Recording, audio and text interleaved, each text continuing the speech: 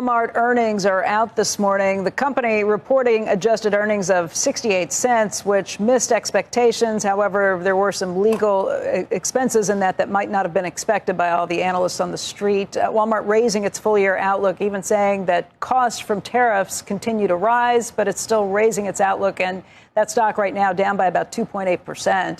Joining us right now is Corey Tarlow. He is Jefferies VP of Equity Research. And Corey, let's talk this through.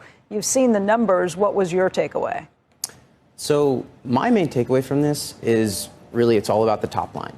And Walmart revenue was up. The revenue was up.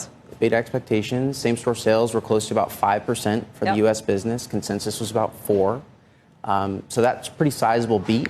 The question, though, is that coming at the expense of margin? Yeah. And what the company is doing is they're investing in lower prices to drive market share. So that's the same thing we've heard from just about all of these big retailers, Target, Home Depot, Lowe's, all of them kind of doing the same thing. They don't want to lose market share right now. And correct. So as a result, they're chasing that by eating the higher costs. Correct. I think it's a question of magnitude, though, specifically with Walmart. What we've seen in our data is that their pricing basket versus Target, which you mentioned, because we did a back-to-school survey, is about 8% cheaper at Walmart than what you find at Target. So I think it's about Walmart. How does that compare to a year ago? Because I think of Walmart as always having the lowest possible prices for consumers. That's what they advertise. So their prices are on the back-to-school items. There's about several thousand back-to-school items where they just kept prices flat. Okay. On a like-for-like basis, though, across their entire box in the U.S., pricing's up about 3%.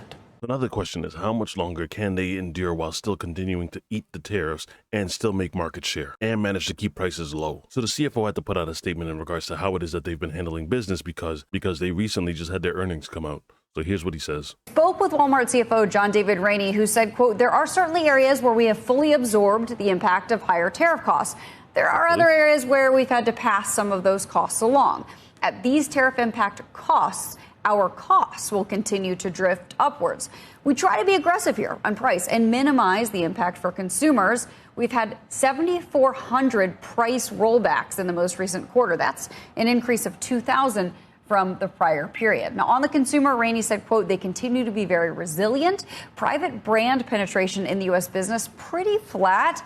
They continue to be choiceful, they being consumers looking for value. Okay, so one of the complaints from Walmart is that they've managed to keep prices consistent to where they've been over the last couple periods. However, as they continue to have to do more procurement, naturally, those costs are going to rise. In short, there's only a limit to how much of the tariffs that they can eat. Why is this? Because one of their main sources of inventory is from China.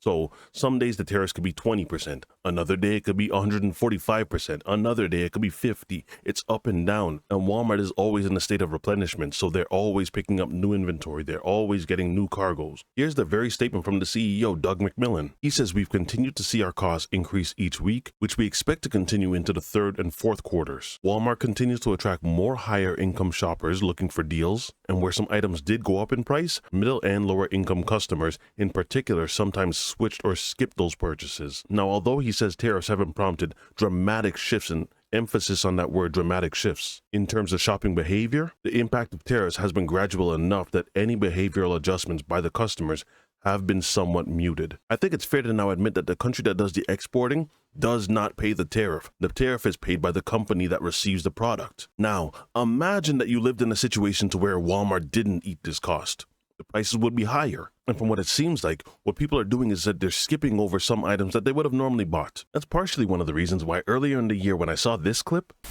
Who pays tariffs, Mr. Secretary?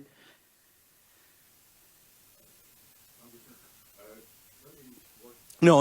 Answer the questions I asked, please. I only have 5 minutes. Who pays tariffs? Sorry? Well, who pays tariffs? Sorry, Mr. Secretary, please. Excuse me. The question is very simply, who pays tariffs, Mr. Chairman? I'd like him to answer that question. Well, he wants to answer other questions. Well, Congressman, if the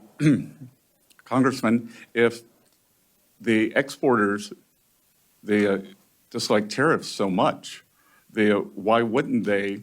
If I think what you're trying to get me to say. Did you remember the question? I'm not sure you did. Who pays tariffs? It's a very complicated question. Reclaiming my time. People pay tariffs, right? Reclaiming my time, Mr. Secretary. Reclaiming. It's actually not complicated. Everyone knows who pays the tariff. The exporter does not pay the tariff. The company that imports, they pay the tariff. They pay it. It's a duty. It's almost like a tax, basically. They pay an extra amount. And that's Scott Bessent. My time, Mr. Secretary. Reclaiming my time. You clearly aren't going to answer. I'm not going to waste my time having you go, Mr. Secretary, reclaiming, Mr. Chairman, I asked reclaiming my time. So I'll ask one more time, who pays tariffs? Sir, the history would show that it is a complicated mix of who pays the tariffs over various times. So that's exactly the problem. If your answer, and you are a very educated person, you have a very impressive bio, cannot answer the question who pays tariffs because you won't answer that, and you say it's a complicated issue. It's not complicated. Consumers pay Trump's tariff tax. That's the reality. Who pays tariffs?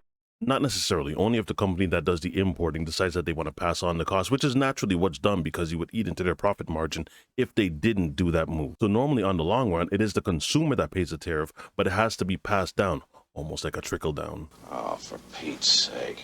Because the idea behind any company out there would be to make a profit. If your goal is to make a profit, them adding an extra tariff on you is not good if you're doing any kind of importing, because if you do want to keep your margins the way that they are, then naturally you have to then increase the price to offset the extra duty that you had to pay when you got your product. Hence, in the long run, he is right. The consumer pays the tariff. What Walmart is doing now is they've eaten so much of the tariff that they're almost full. They can barely eat anymore. So at some point, they're going to have to crack. But just wanted to go over that one with y'all. Whatever your thoughts are, leave them in the comment section. If you guys enjoyed this video, don't forget to drop a like, and I will see you again on the next one. Be easy, y'all.